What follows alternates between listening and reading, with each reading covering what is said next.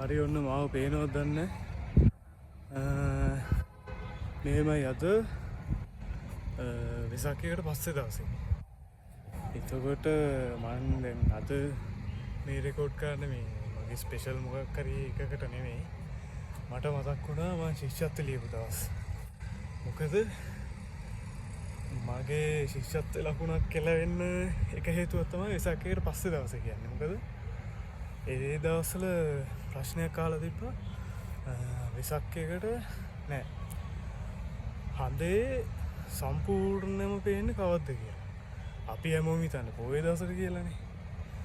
එතකොට මම ගෙදර ඇවිල්ලා කට්ටියකින් ඇහුවා මෙහෙම හඳේ හඳේ සම්පූර්ණ පේන්නේ කවද්ද කියලා අහුවම හැමෝම කිව්වේ මේ පොයේ දවසට කියලා.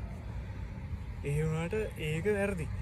ඇත්තටම හඳේ සම්පූර්ණ පේන්නේ වෙසක් එන්නේ පොයේ දවසට පස්සේ දවසේ. ඉන්නකො මට පෙන්නන්න. මේකට පේනවත් ගන්න.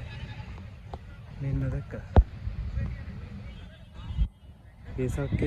වෙසක් එන්නේ පොයේ දවසට පස්සේ දවසේ තමයි හඳේ සම්පූර්ණව පේන්නේ. හරියට